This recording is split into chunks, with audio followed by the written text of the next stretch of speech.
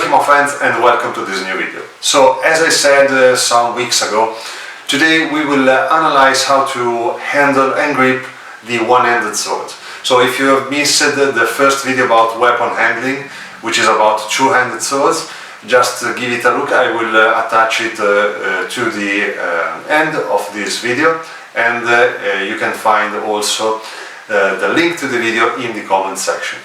Okay, so let's start to talk about this topic. So the first thing that I have to say about one-handed sword handling is that you have to pass a lot of time from a situation of tension to one of relaxation. And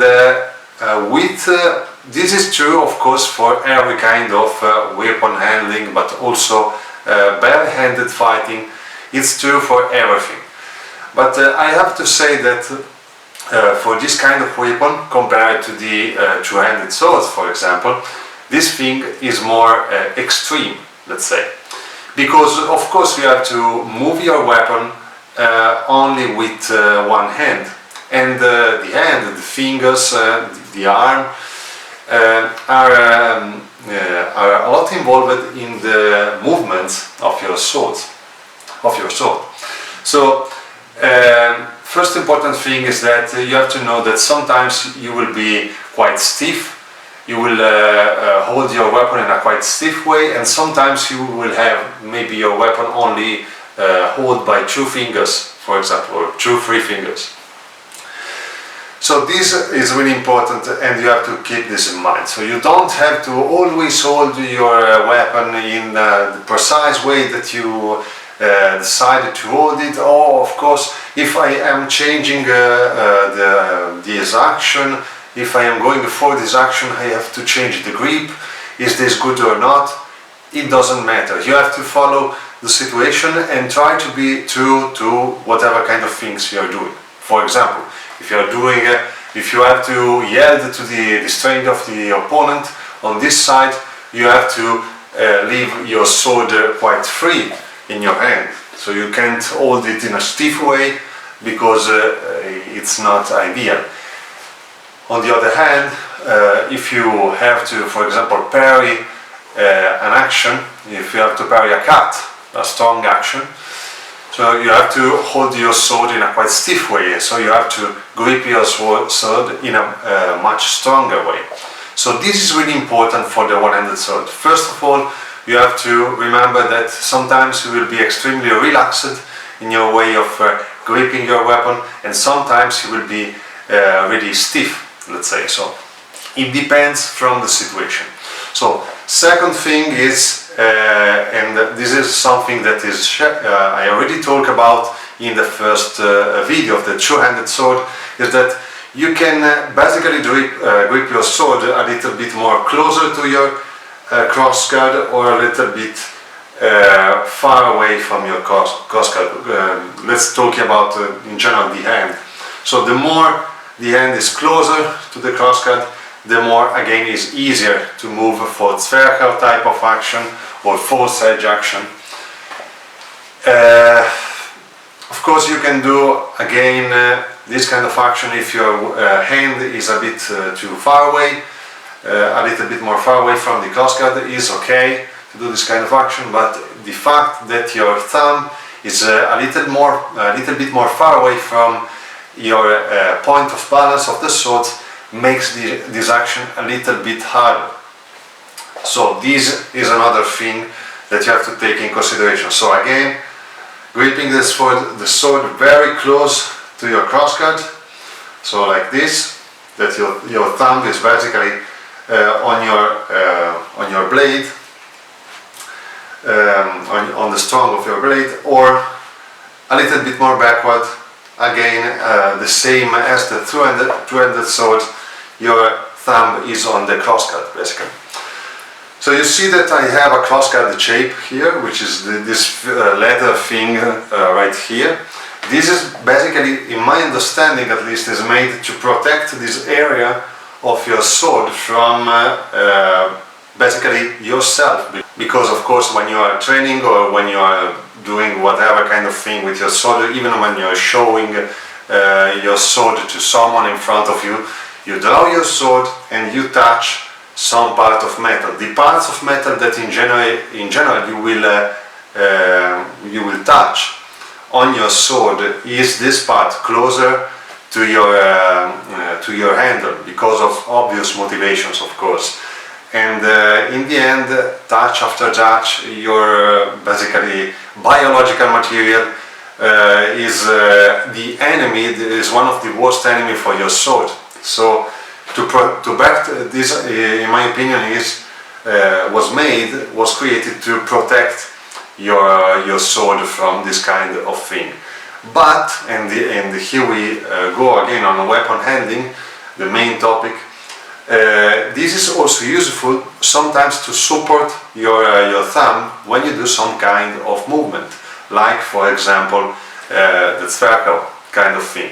So or also sometimes it is easier to put your thumb here, because this is a little bit fat or is a little bit grippy, and you can hold your sword in a slightly better way if you have the crosscut shape. Of course, this is not true for every kind of sword and every kind of crosscut shape. I am generalizing, but for example, for this one is true. So the crosscut shape side thing, not really important. But one thing that every kind of swords have is the pommel. Now, when I was a very, let's say, weird and terrible reenactor, I always wanted one-handed swords, even if they had a handle like this, basically, with pear-shaped pommels, because I was feeling more comfortable in using them. Funny enough, now is the opposite. Now, if you start to handle properly your sword, you will understand that the pommel is part of your grip. So, in general, you will have probably two ways of holding the sword, let's say. It doesn't depend about where your hand is, but it depends from the situation. So, the first way of gripping the sword is basically this one, so it's really relaxed, or it can even be this one. Sometimes someone calls it the, I can't remember the name, action figure grip, okay, so, or hammer grip. But sometimes this kind of grip is useful, so when you are pairing, okay, so you end up sometimes in this kind of situation if you do some kind of standard parry. You also have this kind of grip if your weapon is backward. For example, you are in a thrusting guard like this one, your opponent is in front of you, and you are more or less in this kind of grip. So it's not always like this, sometimes it's more relaxed, okay, that's it. So this is the way in which your hand works. So don't be stiff, always keep your hand relaxed, and it depends from the situation, change your grip. So the second grip position, I am generalizing. The first one is the close grip, the stiff grip. The second one is the relaxed grip or the elongated grip. So this one is important for thrusting actions, for cutting actions. So imagine that a cut starts from a position which, a hand position which you are holding your sword properly. You want to give strength to your cut, but as far as your hand moves forward, you cannot keep this weird angle, so this almost 90-degree angle, because you lose a lot of reach and you can't cut properly into the target, because you end up going for a glancing blow. Some kind of swords are made for this kind of actions, but it is not true for the arming. So you can also do a glancing blow, but in general it's better to move your weapon forward. So if you start from this position, you just relax your weight during the action of cutting. In fact, you are propelling your sword forward, basically, with your initial movement, and when your sword arrives to the angle in which it starts to cut inside of the target, you are in this kind of grip. So this, at least for me, is normal. You don't end up in a situation in which you lose your grip because your weapon, you're holding your weapon in a not tight enough grip. In general, when I cut things, it's kind of easy to transition in this way. In fact, for me, speaking for me, it's not simple to do, it's normal to do this kind of thing, so which is kind of different. So I cannot cut in another way than this one. So I start with this kind of grip, more tight, which is useful for pairing and stuff like that. When I have parried the action, for example, I go for the cut, and the cut ends up in this kind of elongated grip.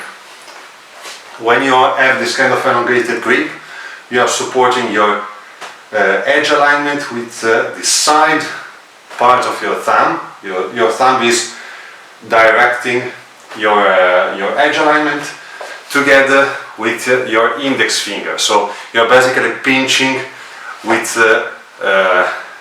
between your index, let's say, and your thumb, your sword, to create a proper edge alignment, which you can use to cut through the target. The other fingers, basically all the fingers, are pinching the handle to keep it in the place while you are doing your cut. Of course, because you end up hitting something. In general, if you cut, let's say, deeply and in a good way through a target, of course it depends from the target, but at least the initial part of the cut is effortless. This is how cutting things is. If you do a proper cut, it's effortless during the action of cutting, and you feel that the sword is passing through the target without any effort. So it's super easy. It's like almost cutting the air, and of course it depends from target to target the sensation that you have in your hand, through your hand. But in general it's kind of easy to cut through something when you do a proper cut. So reaching this kind of elongated grip basically increases it makes you in a better angle, your sword in a better angle to cut through the target, and it helps the cut. It makes the cut more easier, and because of this is a better position of a better gripping position, a better gripping solution, I would say, for cutting, which is also the same for thrusting, because in the end your thrusting position and your cutting position will be almost the same if you do everything properly. Of course, during a fight is not easy to do everything properly, but in general, by theory, is like this. So thrusting position, elongated grip, which is also true for the cutting position when you are basically cutting through your target. So in general, you end up in longa or langut, whatever is your offensive action that you are throwing, be it a cut or a thrust. So as I said, the pommel is supporting you, and this is important because the pommel wants to go most of the times, especially during the cutting action I was showing you. Everything I said is basically for this topic. Your pommel goes in the middle of your hand, basically. In this, I don't know the name in English. Basically, in this line of your hand. So the pommel wants to sit here, especially when you are thrusting and when you are executing your cut. This is like the stopping position. I was pinching my own finger right now. This is the stopping position for your weapon. So as soon as your pommel goes into this position, you are in the right position to cut properly. So your sword reaches the proper angle, and you can just go down with your arm. So the pommel is really important because it does this work, and it does this work really well. So if you do the cut, as I said, you end up reaching this position, your pommel stops, your hand movement, you reach the correct angle, you cut through the target. That's it. So this is true for every kind of rounded pommel. So this in particular for me is probably my favorite one, is the Solingen one, the Type 14, which is in the Solingen Museum, have this kind of pommel. This in fact is basically a almost perfect replica. I've only changed a bit the handle is a little bit shorter, but as I said, this is true also for other kind of pommels. You see that this slightly bigger pommel and also slightly thinner pommel basically sit in the same position. As the pommel is a bit bigger, the angle is not as before. So before I was like this. Now when I sit in the cutting position, the angle is slightly different.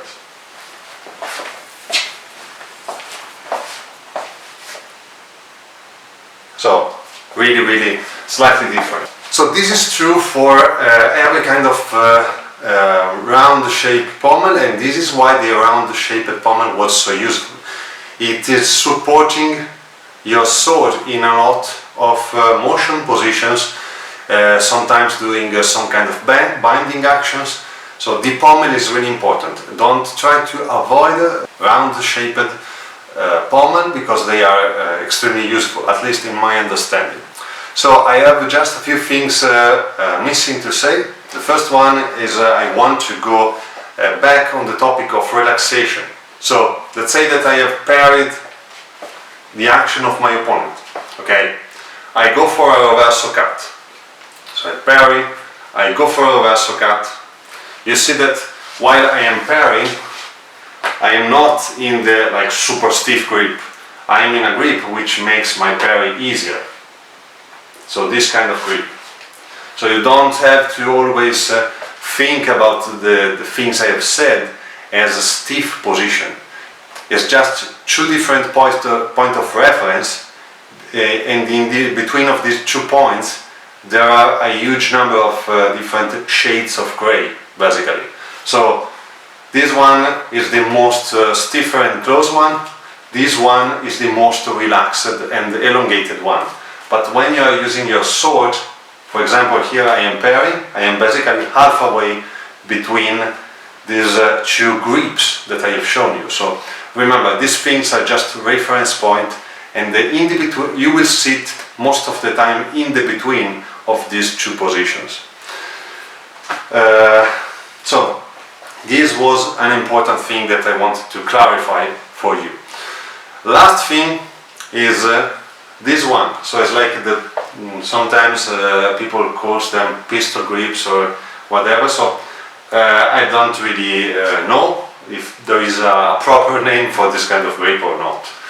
So it's just putting your thumb, instead of putting your thumb on the side, like pinching your sword on let's say the flat part, you go on the edge of your handle and you push in this kind of way.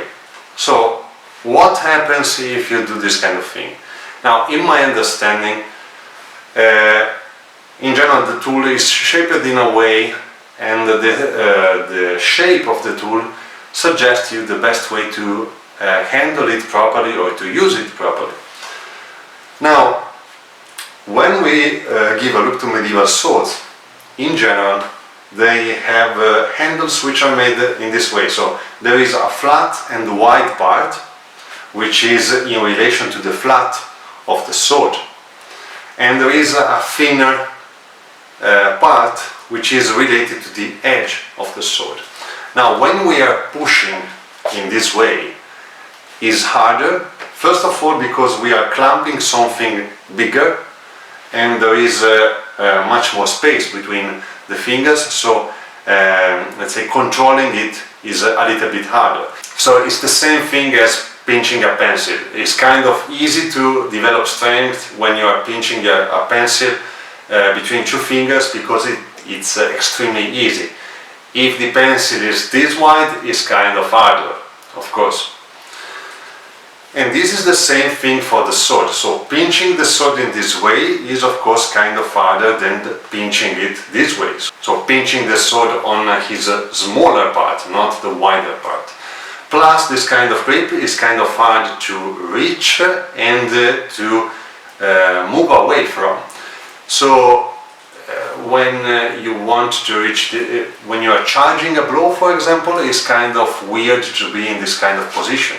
And if to change position is kind of hard. So the medieval sword moves a lot far away from the straight line. So this kind of grip is far more useful if you are using your sword a lot in these positions here. So for the weapons that have this kind of refined work on the straight line, let's say, like the small sword, and of course the foil, which is the basically training tool for the small sword, you have to have this kind of grip. So if you are pinching the sword in this way, it's more easy to reach all the position that you need to reach for every kind of opposition, every kind of thrusting action that you need. So, but also in this kind of weapons, and this is also true for modern sabers too, and partially for a good part of the military sabers. But in general, this kind of weapons, especially the foil, and this is basically a foil which a trophy foil, so it was not meant to be used from the end of the 19th century. So I have found it, but well, it's another story. I have also a saber, like a training saber of the 1940, which of course is not, I have not here sadly, it's at my mom's home, and I can't have it in this moment of like coronavirus weird thing. So it's the same. So you have a flat surface in which you can basically put your thumb, and you can do this kind of like very fast cuts because it was meant to do this kind of action. So it depends really from the way the tool, the weapon is shaped. But in fact, at the very beginning it was, I have to do this some kind of action. I want this weapon to be more useful for one specific way of handling, and so I created the weapon based on my necessity. So sometimes it was the other way around in the way in which we are thinking right now to build up our way of handling the weapon. So that's it. These were just a few little advices. I hope to have been enough understandable in this video, and I hope to have given you a number of ideas and a number of useful advices to better use your one-handed sword. So guys, thanks for watching. Remember, if you want to support this channel and to support me, especially in these weird coronavirus times, which being a professional swordsman is not something easy, you can support me through the Patreon, my Patreon page. You can find the link in the video description. As always, thanks for watching, and see you next time.